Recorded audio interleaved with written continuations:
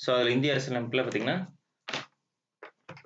நம்ம ஃபர்ஸ்ட் வந்து குடியுரிமை, சரிங்களா, பகுதி 2 வந்து சொல்லுவாங்க குடியுரிமை. ஸோ இந்திய அரசியலமைப்பை பற்றி அன்னைக்கு ஓவர்வியூ ஒரு சார் வந்து எடுத்தார், சரிங்களா. அதாவது அரசியலமைப்புனா என்ன, என்னென்ன இருக்கு, சரிங்களா. ஸோ அதில் முக்கியமாக 25 பகுதிகள் இருக்கு. 25 பகுதிகளில் எல்லா பகுதியுமே நம்ம குரூப் 4க்கு படிக்கணும்னா தேவையில்லை, சரிங்களா. அதில் சில முக்கியமான பகுதிகள் இருக்கு, அதை மட்டும் நம்ம கான்சன்ட்ரேட் பண்ணி படிக்கலாம், சரிங்களா. அதில் பகுதி 1ன்னு ஒன்று இருக்கு, அதெல்லாம் நம்ம மெதுவாக பார்த்துக்கலாம், சரிங்களா. ஃபர்ஸ்ட் வந்து பகுதி 2ல குடியுரிமை, சரிங்களா. ஹெட்டிங் வந்து குடியுரிமைன்னு போட்டுக்கோங்க.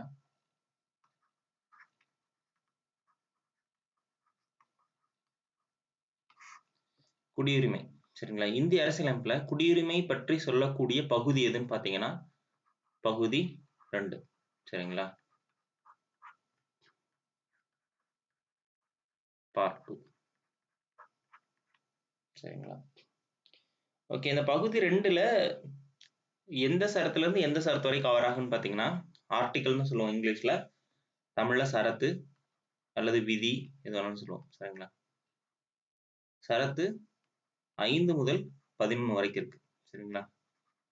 ஆர்டிகல் வந்து 5 to 11, ஓகேங்களா. அப்ப இதுக்கு முன்னாடி இது வந்து 2வது பகுதின்னு நம்ம சொல்லிட்டோம். இதுக்கு முன்னாடி என்னவா இருக்கும்? இதுக்கு முன்னாடி ஒரு பகுதி இருக்குங்களா, பகுதி 1ன்னு, பின்னாடி நம்ம படிக்கலாம். பகுதி 1 இருக்கும், சரிங்களா. அப்ப பகுதி 1 எதை பத்தி சொல்லுதுன்னு பாத்தீங்கன்னா இந்தியாவோட ஒன்றியங்கள் பத்தி சொல்லும், சரிங்களா. இந்தியா வந்து பல ஒன்றியங்கள் சேர்ந்ததுன்னு சொல்லும். ஸோ அந்த பகுதி 1 வந்து பார்த்தீங்கன்னா சரத்து அல்லது விதி எது வரைக்கும் இருக்குன்னு பார்த்தீங்கன்னா 1 to 4, சரிங்களா. ஆர்டிகல் 1 to 4, சரிங்களா.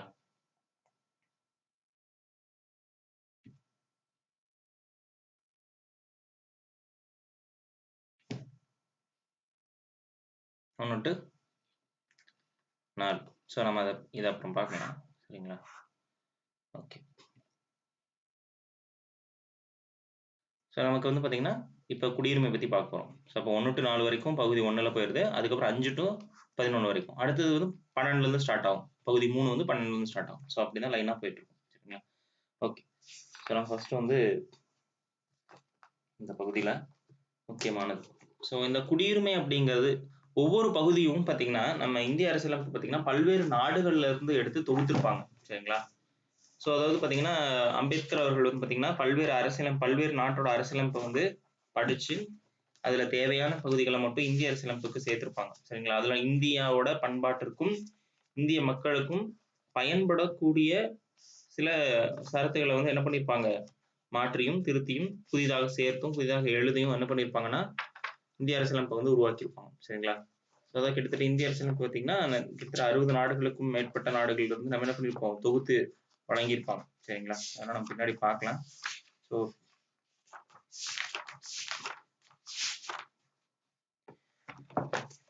இப்போ குடியுரிமை அப்படிங்கிறது எந்த நாட்டுல இருந்து நம்ம எடுத்தோம் அப்படின்னு பாத்தீங்கன்னா இங்கிலாந்து, சரிங்களா. இதெல்லாம் திரும்ப திரும்ப கேட்குறாங்க, சரிங்களா. அதாவது ஒவ்வொரு பகுதியும் எந்த நாட்டிலிருந்து பெறப்பட்டது அப்படின்னு சொல்லி கேட்பாங்க, சரிங்களா.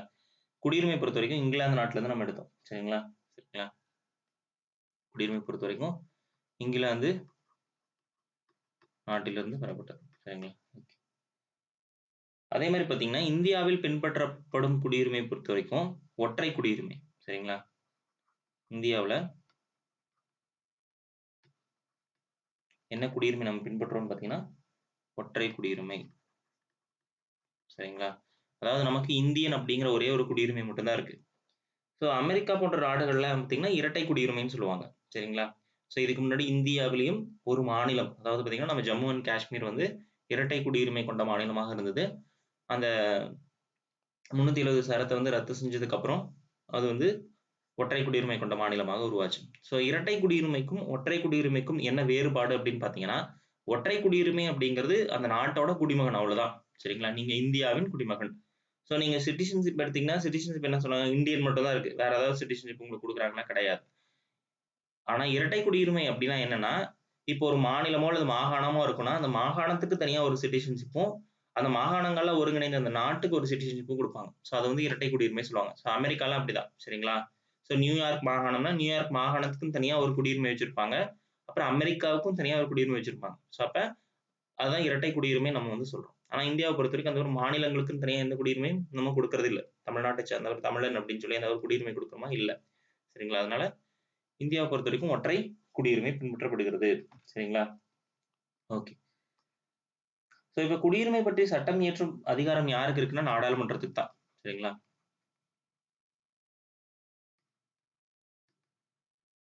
மன்றம் தான் என்னது? சட்டம் இயற்றும் அதிகாரம்.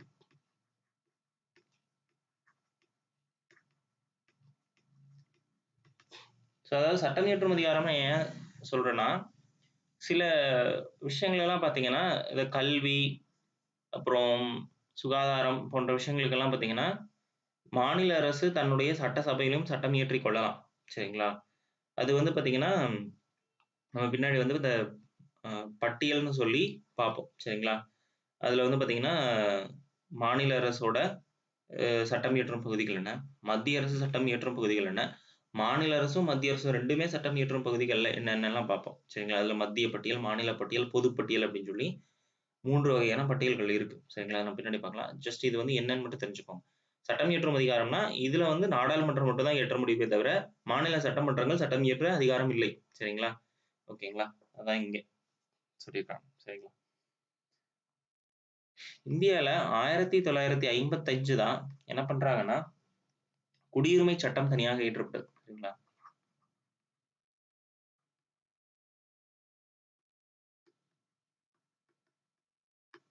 குடியுரிமை சட்டம் வந்து இயற்றப்பட்டது. சரிங்களா?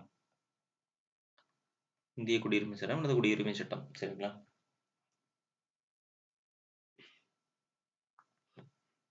குடியுரிமை பொறுத்தவரைக்கும்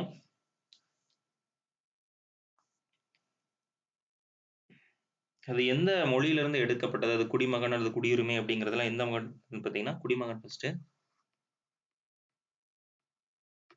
குடிமகன்ங்கிற வார்த்தை என்ற சொல் பார்த்தீங்கன்னா, சிவிஸ்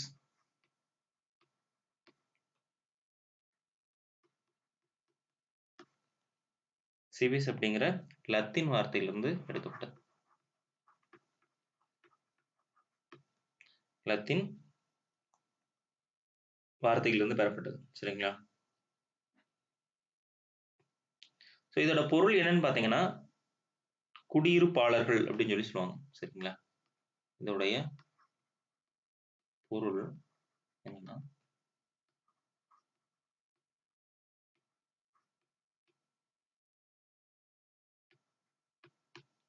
குடியிருப்பாளர் என்பதுதான் பொருள். சரிங்களா? ஓகே.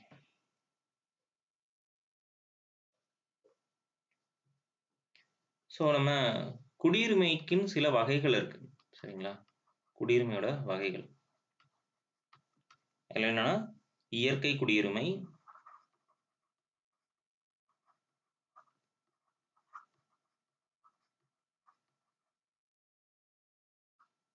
இரண்டாவது இயல்பு குடியுரிமை.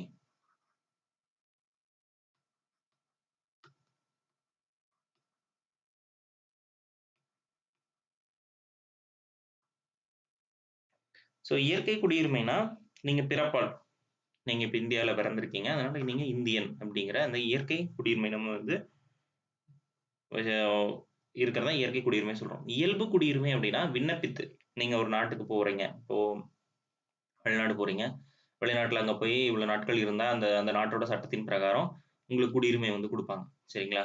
ஸோ அந்த மாரி நீங்க அங்க வந்து என்ன பண்ணணும், நீங்க இவ்வளவு நாட்கள் நான் இந்த நாட்டுல இருந்தேன். எனக்கு இதெல்லாம் எலிஜிபிலிட்டி இருக்கு. இந்த இயல்பு குடியுரிமை வாங்குறதுக்கு அப்படின்னு சொல்லி நீங்க ஒரு அப்ளிகேஷன் குடுத்து விண்ணப்பித்து நீங்க பெறக்கூடிய குடியுரிமை இயல்பு குடியுரிமை சொல்றாங்க. சரிங்களா? ஸோ அப்ப இது வந்து பிறப்பால் கிடைச்சா அது வந்து இயற்கை குடியுரிமை. விண்ணப்பித்து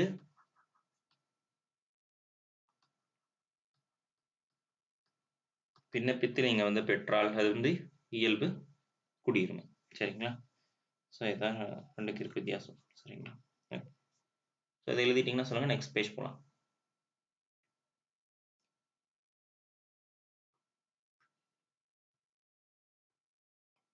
நெக்ஸ்ட் பேஜ் போலாங்களா?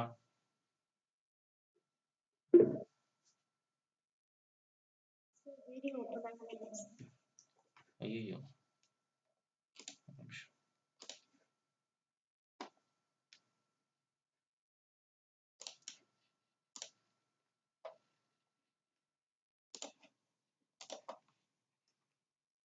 ஸோ நம்ம குடியுரிமை பார்த்தீங்கன்னா கிட்டத்தட்ட 5 வகையில வந்து நம்ம பெறலாம். சரிங்களா?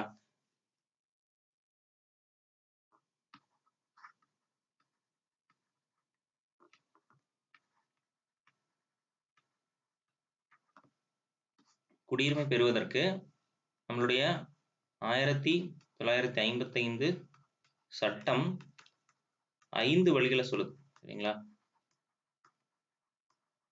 ஸோ அது என்னென்ன அப்படிங்கிறத நம்ம பார்க்கலாம். சரிங்களா? ஃபர்ஸ்ட் பார்த்தீங்கன்னா பிறப்பால் குடியுரிமை.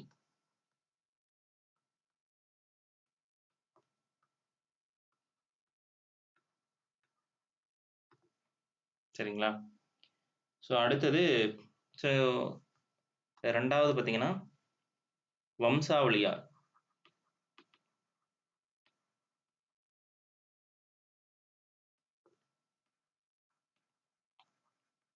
ஸோ இதை பற்றி எக்ஸ்பிளைன் பண்ணுறேன், ஜஸ்ட் ஹெட்டிங் மட்டும் எழுதிக்கோங்க. 3வது பார்த்தீங்கன்னா பதிவு செய்தல் மூலம்.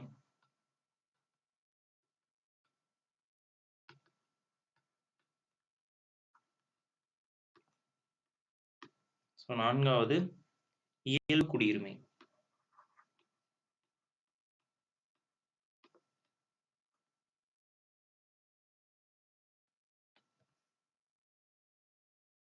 ஐந்தாவது பார்த்தீங்கன்னா பிரதேசங்களை இணைத்தல் மூலம்.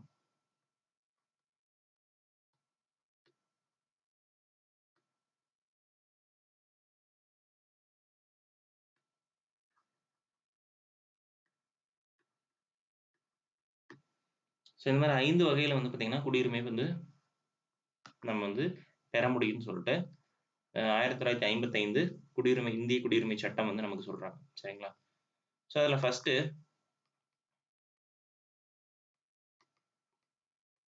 பிறப்பால் குடியுரிமை.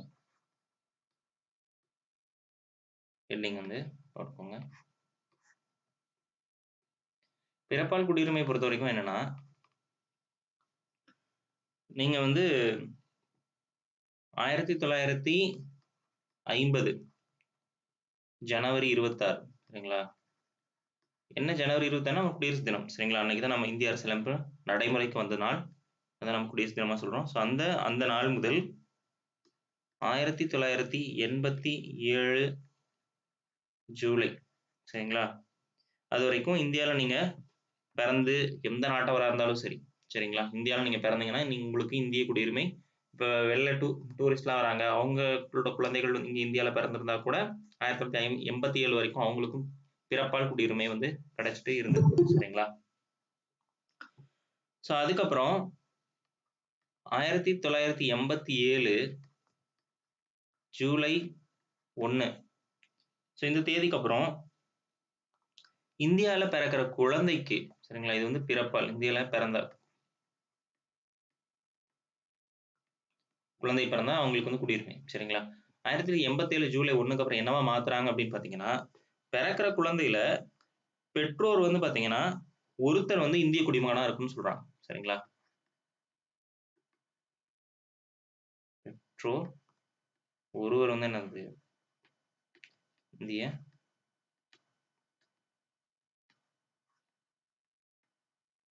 குடிமகனாக இருக்கணும் அப்படின்னு சொல்லி சொல்றாங்க. சரிங்களா?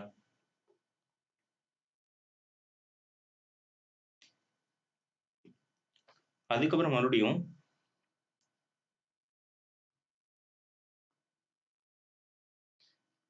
3வது ஒரு சேஞ்சஸ் வந்து பண்றாங்க. எப்ப பண்றாங்கன்னு பார்த்தீங்கன்னா 2004 டிசம்பர் 4. ஸோ இந்த டைம்ல என்ன பண்றாங்க அப்படின்னு பார்த்தீங்கன்னா குழந்தை வந்து பிறக்கணும் இந்தியால. அந்த குழந்தையில் பெற்றோர் ஒருவர் வந்து இந்திய குடிமகனா இருக்கணும். சரிங்களா? அல்லது மற்றொரு பெற்றோர் வந்து பார்த்தீங்கன்னா சட்டவிரோதமாக குடியேறியவராக இருக்கக்கூடாதுன்னு சொல்றாங்க. சரிங்களா? அப்ப பிறப்பு, ஒரு பெற்றோர் வந்து இந்திய குடிமகன்,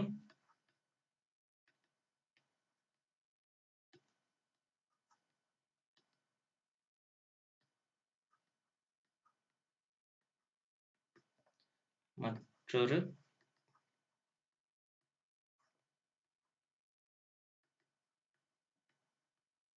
வந்து சட்டவிரோதமாக குடியேறியவராக இருக்கக்கூடாது.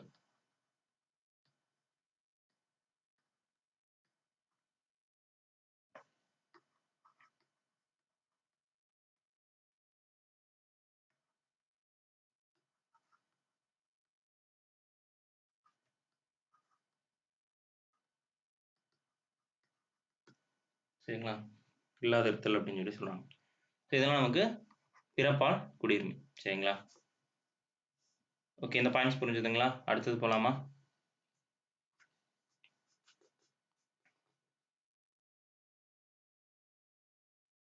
ஸோ நெக்ஸ்ட் போலாங்களா? எழுதிட்டீங்களா?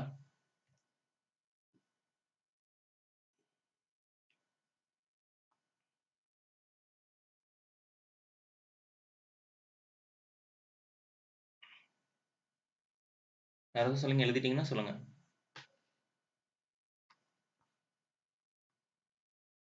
எழுதலையா?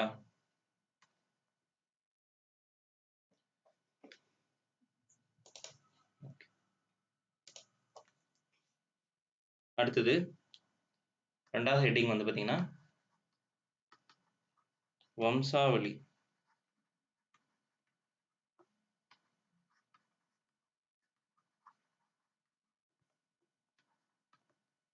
ஸோ வம்சாவளியில் எப்படி குடியுரிமை அப்படின்னு பார்த்தீங்கன்னா, உங்களுடைய பெற்றோரோ அல்லது உங்களுடைய முன்னோர்கள் வந்து இந்தியவராக இருந்தால் உங்களுக்கு குடியுரிமை வந்து கொடுப்பாங்க. ஸோ அதான் வம்சாவளி குடியுரிமை சொல்கிறாங்க. ஸோ இதில் வந்து என்னென்னு பார்த்தீங்கன்னா 1950 சரிங்களா, அதே ஜனவரி 26 முதல் 1992 டிசம்பர் 10 முன்னர், இதுக்கு முன்னாடி இந்த தேதியில் இருக்கணும். சரிங்களா? இந்த தேதி வரைக்கும் என்ன பண்ணாங்க அப்படின்னு பார்த்தீங்கன்னா, ஒரு குழந்தை வந்து வெளிநாட்டில் பிறந்திருந்தாலும் அவருடைய தந்தை வந்து இந்திய குடிமகனாக இருக்கும் பட்சத்தில் அவங்களுக்கு என்ன பண்றாங்கன்னா வம்சாவளி குடியுரிமை வந்து பெறாங்க. சரிங்களா? ஸோ வெளிநாட்டில் குழந்தை பிறந்தாலும் சரி, அவங்களோட பிறந்த குழந்தையோட தந்தை வந்து இந்தியாவை சார்ந்தவராக இருந்தா அவங்களுக்கு வந்து வம்சாவளி குடியுரிமை கொடுக்குறாங்க. சரிங்களா? அப்ப தந்தை வந்து இந்திய குடிமகனாக இருக்கும் பட்சத்தில், சரிங்களா, வெளிநாட்டுல பிறந்தாலும்.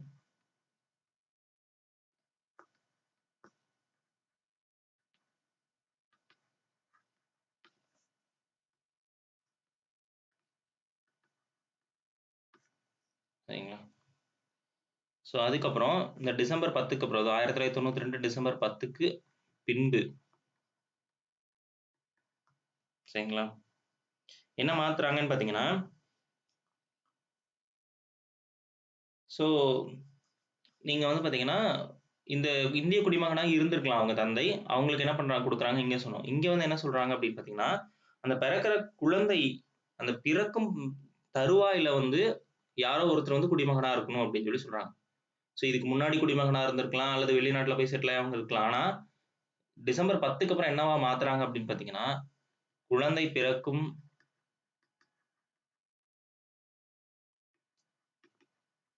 பிறக்கும்போது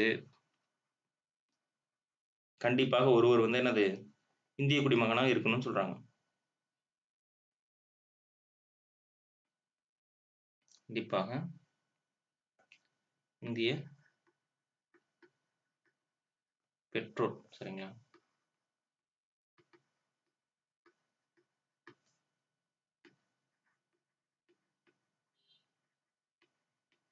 ஒருவர் மட்டும் இருந்தா போதும். சரிங்களா? இருக்க வேண்டும்.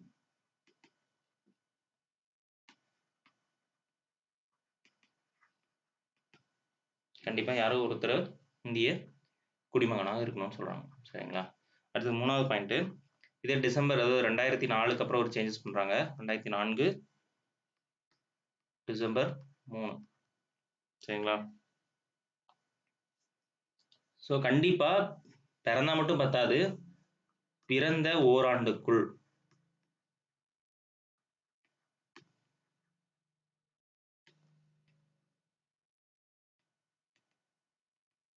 ஓராண்டிற்குள் என்ன பண்ணும் அப்படின்னு பார்த்தீங்கன்னா, பிறப்பினை இந்திய தூதரகத்துல வந்து என்ன பண்ணும்? பதிவு செய்யணும்னு சொல்றாங்க.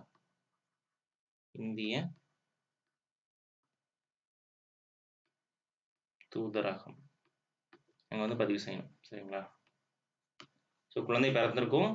வெளிநாட்டுல இப்போ அமெரிக்கால போய் அங்க வேலையில இருப்பாங்க. அவங்களுக்கு வந்து குழந்தை வந்து பிறந்திருக்கும். பட் ஆனா என்னது? குழந்தை இந்த மாரி பிறந்திருக்குன்னு சொல்லிட்டு ஓராண்டுக்குள்ள அங்க இருக்கிற தூதரகங்கள்ல அவங்க பதிவு செஞ்சா தான், அந்த குழந்தைக்கு வம்சாவளி குடியுரிமை வந்து வழங்கப்படும் அப்படின்னு சொல்லி சொல்றாங்க. சரிங்களா? இதுதான் வம்சாவளி குடியுரிமை பெறுதல். ஸோ அடுத்தது பதிவு செய்தல் மூலமாக பெறுதல். சரிங்களா?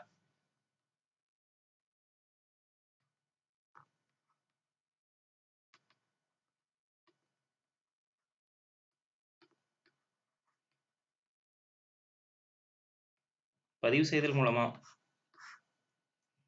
எப்படின்னு பார்த்தீங்கன்னா, ஸோ திருமணம் செய்திருக்கிறது. சரிங்களா? இந்திய குடிமகனை வந்து திருமணம் செஞ்சுக்கிறாங்க. திருமணம் செஞ்சு அந்த திருமண பதிவின் மூலமாக 7 ஆண்டுக்குள் வந்து என்ன பண்ணலாம்? இந்தியாவுல வந்து வசித்தவரா இருக்கணும். சரிங்களா? திருமணம் செய்து 7 ஆண்டுகள் இந்தியாவுல வந்து வசிச்சவரா இருக்கணும். சரிங்களா? இந்திய குடிமகனை திருமணம் செய்தணும்.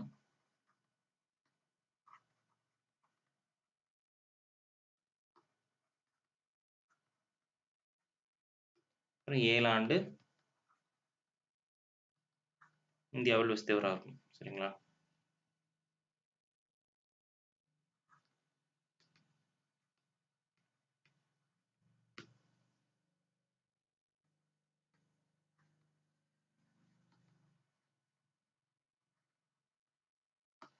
ஸோ நீங்க அப்ளை பண்றதுக்கு முன்னாடி 7 ஆண்டு கண்டிப்பா இருக்கணும். சரிங்களா?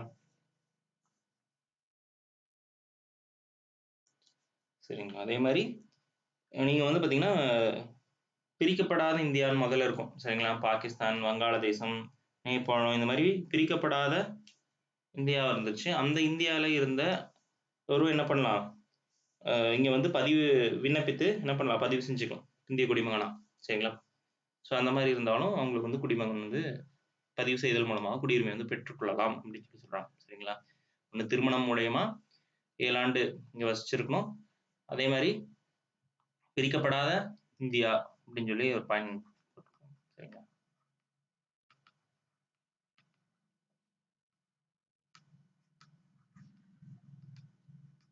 பிரிக்கப்படாத இந்தியால இருந்தவரா இருக்கணும். சரிங்களா? ஓகே. ஓகே. அடுத்தது போய்க்கலாங்களா? அடுத்தது பார்த்தீங்கன்னா, இயல்பு குடியுரிமை 4வது.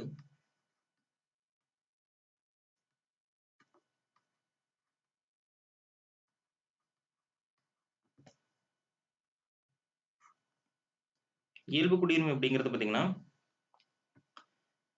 ஸோ ஒருவர் வந்து விண்ணப்பித்து தான் நம்ம ஆல்ரெடி பார்த்தோம் 2 குடியுரிமை பார்த்தோம். இயற்கை, இயல்புன்ட்டு. இது வந்து விண்ணப்பிக்கிறது மூலமா நமக்கு இயல்பு குடியுரிமை வந்து கிடைக்கும் நம்ம ஆல்ரெடி பார்த்தோம். சரிங்களா? ஸோ நீங்க எந்த நாட்டோட குடிமகனாக இருந்தாலும் சரி, இல்லாத ஒருவர் வந்து பார்த்தீங்கன்னா, இந்தியால வந்து வசிக்கிற பட்சத்தில அவருக்கு என்னது குடிமகனாக தகுதி இருக்கு அப்படின்னு சொல்லி சொல்றாங்க. சரிங்களா? ஆனா எவ்வளோ வருஷம் அப்படிங்கிறதெல்லாம் நமக்கு வேணும். சரிங்களா? ஸோ அப்ப நீங்க எந்த நாட்டு குடிமகனாகவும் இருந்தாலும், இங்க இந்தியால வந்து இந்தியாவோட கல்ச்சர் புடிச்சிருக்கு. இந்தியா வந்து நாட்டோட பண்பாடு புடிச்சிருக்கு அப்படின்னு சொல்லிட்டு இந்தியால தங்குறவங்க நெறைய பேர் இருக்காங்க. ஸோ அந்த மாரி இங்கேயே இருந்து விண்ணப்பித்து என்ன பண்ணலாம்? நீங்க வந்து இந்திய குடிமகனா மாறிக்கலாம் அப்படின்னு சொல்லி நம்ம இந்திய அரசியலமைப்புல சொல்லியிருக்காங்க. சரிங்களா? ஓகே. ஸோ அது ஒரு வகை. சரிங்களா? அதே மாரி இன்னொன்னு என்னன்னா, இயல்பு குடியுரிமை எப்ப இன்னொன்னு கிடைக்கும்னு பார்த்தீங்கன்னா, இப்ப வந்து ஒரு வெளிநாட்டினர் வந்து வெளிநாட்டு குடியுரிமை வந்து எனக்கு வேணான்னு சொல்லி அந்த நாட்டு குடியுரிமையை விட்டுட்டு இந்தியாவுல வந்து குடிபெயர்ந்தாலும் அவருக்கு இயல்பு குடியுரிமை வழங்கப்படுகிறது. சரிங்களா? ஸோ ஒண்ணு ஃபர்ஸ்ட் பார்த்தீங்கன்னா, வெளிநாட்டினர்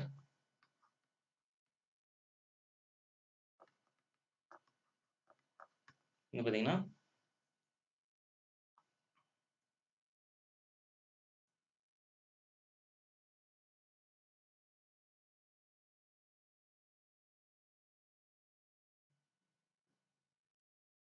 2வது வெளிநாட்டு குடியுரிமை திறக்கும் பட்சத்தில்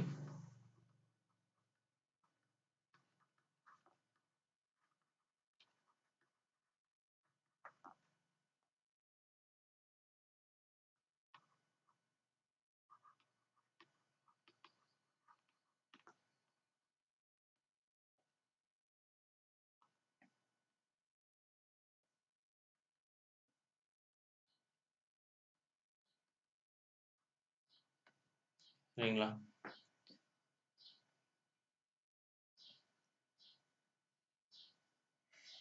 ஸோ அடுத்தது 3வது. ஸோ இந்தியாவில் வசிக்கிறது.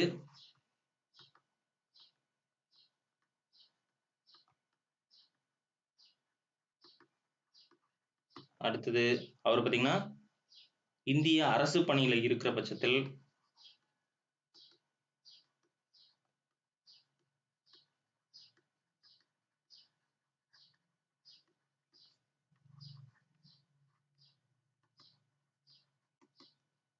அல்லது ஆண்டு முழுவதும் இந்தியாவில் தங்கியிருக்கும் பட்சத்தில்.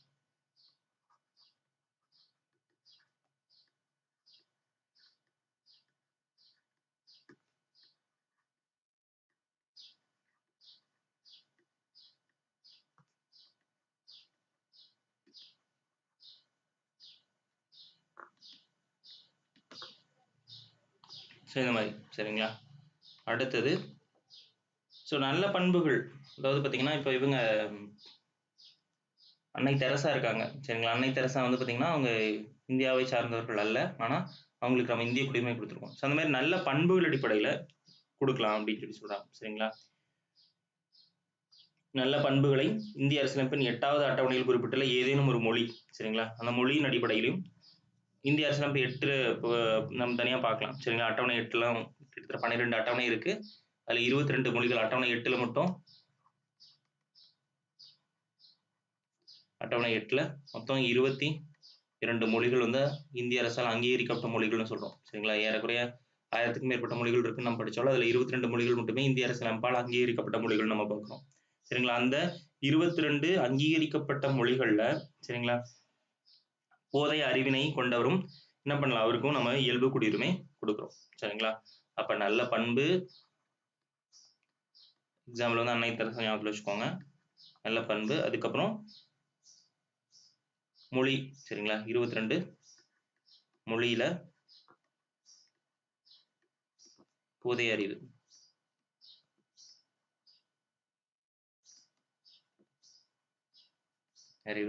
பெற்றிருக்கும் பட்சத்தில் அவங்களுக்கு என்ன பண்ணலாம், நம்ம இயல்பு குடியுரிமை வந்து விண்ணப்பிப்பதன் மூலமாக வழங்கலாம் அப்படின்னு சொல்லி இந்திய அரசியலமைப்பு சொல்றாங்க சரிங்களா? அதுக்கப்புறம் 5வது பிரதேசங்களை இணைத்தல்.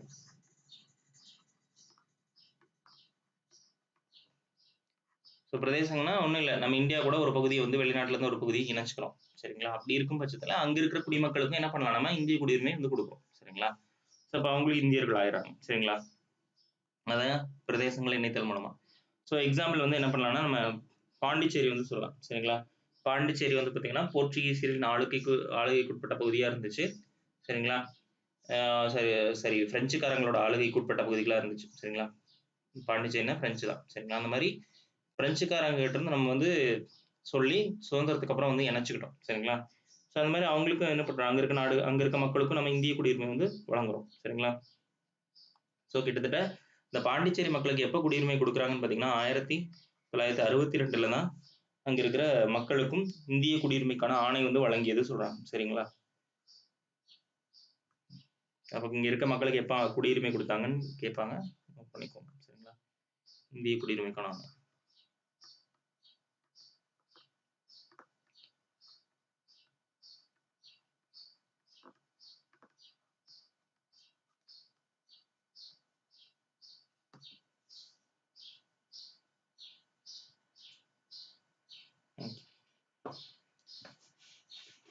ஸோ பிரதேசங்கள் இணைத்தலாம் அவ்வளோதான் சரிங்களா? அடுத்தது எழுதிட்டீங்களா? நெக்ஸ்ட் போலாமா? அடுத்தது குடியுரிமை இழத்தல்.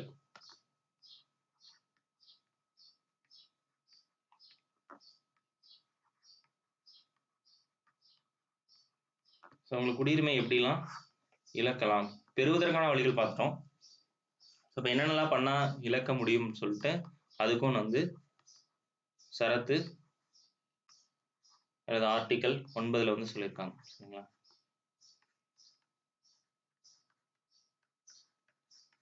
குடியுரிமை இழத்தல் பத்தி சொல்லக்கூடிய சரத்து பார்த்தீங்கன்னா 9 சரிங்களா? ஸோ தானாக முன்வந்து துரத்தல், இதெல்லாம் வந்து ஒவ்வொரு முறை எப்படிலாம் குடியுரிமை இழக்கப்படும்னா, தானாக முன்வந்து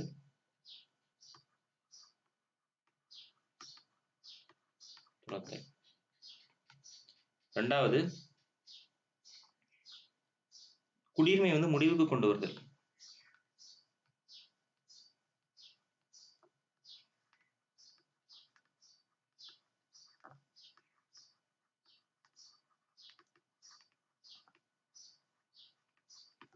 சரிங்களா? ஸோ குடியுரிமை முடிவு கொண்டு வரதெல்லாம் ஒன்றும் இல்லை. நீங்கள் இந்தியாவை விட்டுட்டு வெளிநாட்டுல போயிட்டு அங்க போய் இன்னொரு நாட்டோட குடியுரிமை வாங்குறீங்க அப்படின் போது என்ன பண்ணலாம்? இந்திய குடியுரிமை தானாக முடக்கப்படும் சொல்றாங்க. சரிங்களா? இன்னொரு நாட்டுல போய் நீங்க குடியுரிமை வாங்கும்போது இந்தியாவோட குடியுரிமை தானாக முடக்கப்படும் அப்படிங்கிறது சொல்றாங்க. சரிங்களா? அது சட்டப்படி நடைபெறும்னு சொல்றாங்க. சரிங்களா? ஓகே. அடுத்தது குடியுரிமை மறுத்தல்.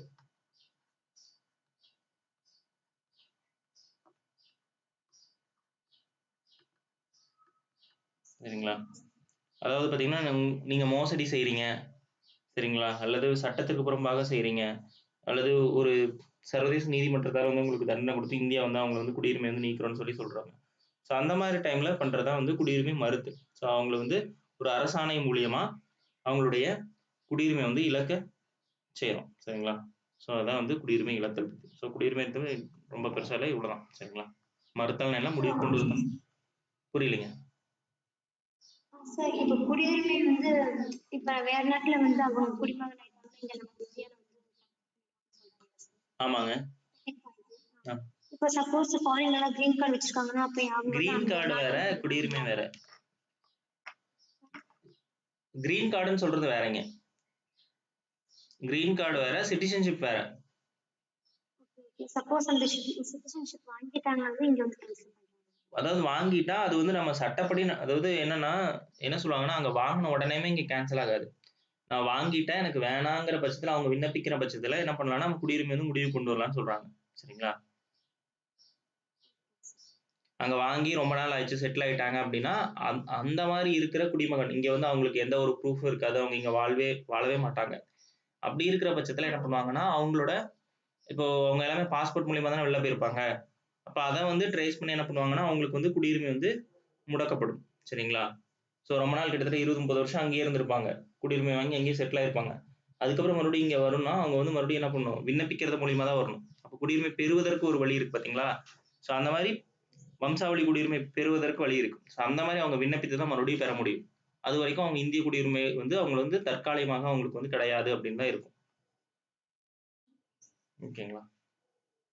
அதெல்லாம் இந்தியாவோட பாதுகாப்பு கருதி தான் இது எல்லாமே. சரிங்களா? சிலர் வந்து நல்ல விஷயத்துக்காகவும் வெளிநாடு போயிருக்காங்க. சிலர் கெட்ட விஷயத்துக்காகவும் வெளிநாடு போயிருக்காங்க. ஸோ அது எல்லாமே இந்தியாவோட பாதுகாப்பு கருதி தான் அந்த மாரிலாம் வச்சிருக்காங்க. சரிங்களா?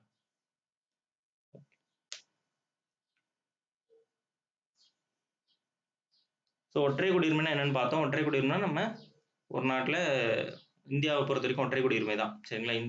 இந்தியன் அப்படிங்கிற ஒரே ஒரு நமக்கு குடியுரிமை தான் இருக்கு. அது வந்து ஒற்றை குடியுரிமை அப்படின்னு சொல்லி சொல்றோம். சரிங்களா? ஸோ நம்ம வந்து பார்த்தீங்கன்னா, இந்த பாயிண்ட்ஸ் வந்து புக்ல குடுத்துருக்காங்க. மட்டும் எழுதிக்கோங்க. அதாவது இந்தியாவில் வசிக்கும் வெளிநாட்டு குடியுரிமை பெற்றவர்கள் அப்படின்னு சொல்லி சொல்றாங்க.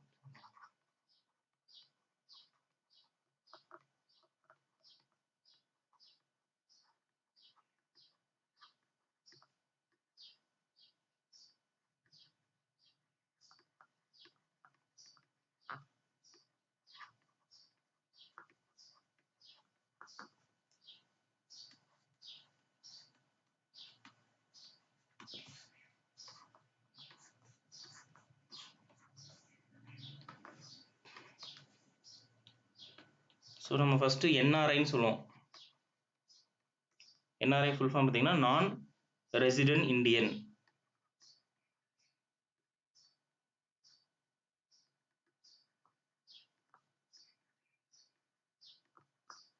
நான் ரெசிடென்ட் இந்தியன் சொல்லுவாங்க. சரிங்களா? ஸோ நான் ரெசிடென்ட் இந்தியன்னா இந்தியாவோட பாஸ்போர்ட் வாங்கி வெளிநாட்டுல போய் இருக்கிற குடிமக்கள். சரிங்களா? அவங்க தான் என்ஆர்ஐ சொல்லுவாங்க. சரிங்களா? பாஸ்போர்ட் வாங்கி இந்தியால பாஸ்போர்ட் வாங்கி த்ரூ பாஸ்போர்ட் மூலியமா வெளிநாட்டுல போய் இருக்கிறவங்க. சரிங்களா? அதை நோட் பண்ணிக்கோங்க. சரிங்களா? கடவுச்சீட்டுன்னு சொல்லுவாங்க பாஸ்போர்ட்னா.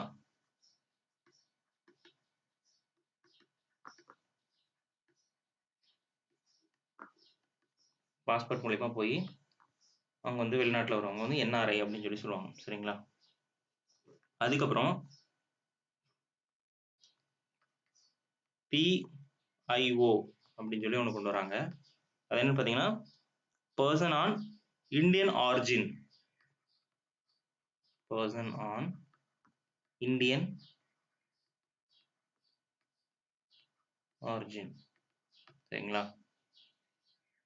ஸோ இவங்களை பொறுத்த வரைக்கும் என்னன்னா இந்திய குடியுரிமை உடைய மூதாதையர்களை கொண்ட வெளிநாட்டில் குடியுரிமை, அதாவது வெளிநாட்டில் பார்த்தீங்கன்னா பாகிஸ்தான், வங்காளதேசம், ஸ்ரீலங்கா, பூடான், ஆப்கானிஸ்தான், சீனா, நேபாளம் இவங்கெல்லாம் இல்லாம பெற்றிருக்கும் ஒருவர் இந்திய பூர்வீக குடியினர் சொல்றாங்க. சரிங்களா? இவங்க என்ன சொல்றாங்க? பூர்வீக குடி சொல்லுவாங்க.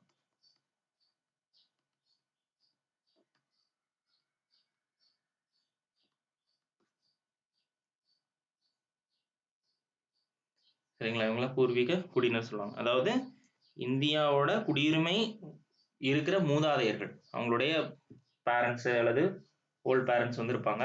சரிங்களா? அவங்க வந்து என்ன பண்ணுவாங்கன்னா இந்த நாடு, அதாவது பாகிஸ்தான், நம்ம இந்தியாவை சுற்றி இருக்கிற பாகிஸ்தான், பங்களாதேஷ், ஸ்ரீலங்கா, பூடான், ஆப்கானிஸ்தான், சீனா, நேபாளம் இந்த நாட்டில் இல்லாம வெளிநாட்டில் போய் வசிச்சிருந்தா அவங்கள என்ன சொல்லுவாங்க? நம்ம பூர்வீக குடியினர் சொல்றாங்க. சரிங்களா? ஓகே. ஸோ இந்த பூர்வீக குடி அப்படிங்கிற அதை வந்து எப்போ இந்தியாவில இருந்து எடுக்கிறாங்க அப்படின்னு பார்த்தீங்கன்னா 2015 ஜனவரி 9 இந்த PIO அப்படிங்கிறத வந்து எடுத்துட்டு, சரிங்களா, என்ன புதுசாக கொண்டு வராங்கன்னு பார்த்தீங்கன்னா OCI அப்படின்னு சொல்லிட்டு கொண்டு வராங்க. சரிங்களா? OCI. சரிங்களா? அதாவது overseas citizen of India card ஹோல்டர்னு சொல்றாங்க. சரிங்களா? OCIனா அடுத்து 3வது எழுதிக்கோங்க.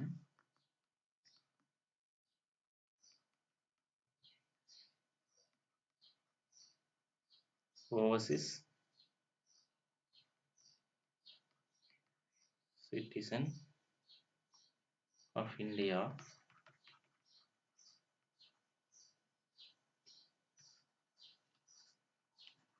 Card holder. வெளிநாட்டு குடியுரிமை கொண்ட இந்தியாவில் வசிப்பதற்கான அட்டை பெற்றவர்கள். சரிங்களா? வெளிநாட்டு குடியுரிமை, அதான் இப்ப சொன்ன பார்த்தீங்களா, ஃபர்ஸ்ட் அந்த குடியுரிமை நீங்கிடும். அப்போ வந்து அவங்க வேற நாட்டு சிட்டிசனா மாறிடுவாங்க. அப்போ என்ன பண்ணுவாங்க? நம்ம இங்க வந்து வசிச்சுக்கலாம் அப்படின்னு சொல்லி கார்டு மட்டும் கொடுத்துருப்போம். ஸோ அந்த கார்டு ஹோல்டர் தான் சொல்றாங்க, OCIன்னு சொல்றாங்க. சரிங்களா? ஓவர்சீஸ் சிட்டிசன் அப்படின்னு சொல்லி சொல்றாங்க. சரிங்களா? அவங்களுக்கு ஒரு கார்டு ஹோல்டர்னு சொல்றாங்க. ஸோ இதுல என்ன சொல்றாங்கன்னு பார்த்தீங்கன்னா,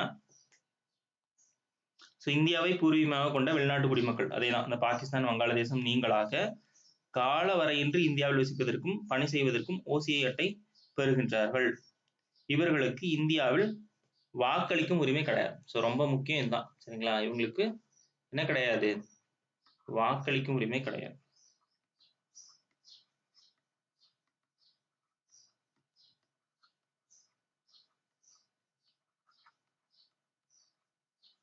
ஸோ இந்திய வம்சாவளியினர் தான் இவங்க, வெளிநாட்டில் இருக்காங்க, பட் இந்தியாவில் வந்து தங்கி வேலை செய்வதற்கு அந்த கார்டு வந்து கொடுத்துருவோம். பட் அவங்களுக்கு என்ன கிடையாது? வாக்களிக்கும் உரிமை கிடையாது. இவங்க வந்து இந்திய வம்சாவளி, அதாவது இவங்களோட தாத்தா அந்த மாதிரி இருந்திருப்பாங்க. சரிங்களா? அவங்களுக்கு தான் அந்த OCI வந்து சொல்றோம். சரிங்களா?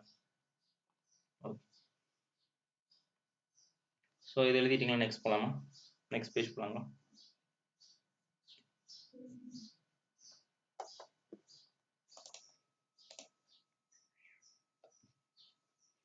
ஸோ இது வந்து பார்த்தீங்கன்னா வெளிநாடு வாழ் இந்தியர் தினம் சொல்லிட்டு நம்ம ஜனவரி 9ஆம் தேதியை சொல்றோம். சரிங்களா?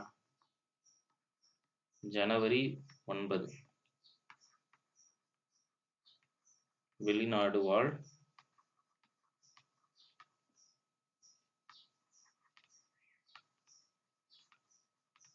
இந்தியர் தினம். ஸோ அதான் ஹிந்தியில் அதுக்கு ஒரு நேம் வச்சிருக்காங்க, அதாவது பிரவாசி பாரதிய திவாஸ். பிரவாசி பாரதிய திவாஸ் அல்லது தினம். திவாஸ்னா தினம் சொல்லுவாங்க. சரிங்களா? ஜனவரி 9. சரிங்களா? ஸோ அதாவது என்னன்னா ஜனவரி 9ஆம் தேதி வெளிநாடு வாழ் இந்தியர்களுக்கான தினம் சொல்லிட்டு நம்ம இந்தியாவில் வந்து கொண்டாடுறோம். ஏன் கொண்டாடுறோம்னு பார்த்தீங்கன்னா 1911 இதே அந்த ஜனவரி 9ஆம் நாள் காந்தியடிகள் வந்து பாத்தீங்கன்னா தென்னாப்பிரிக்கால இருந்து இந்தியாவுக்கு வந்திருப்பாங்க. சரிங்களா?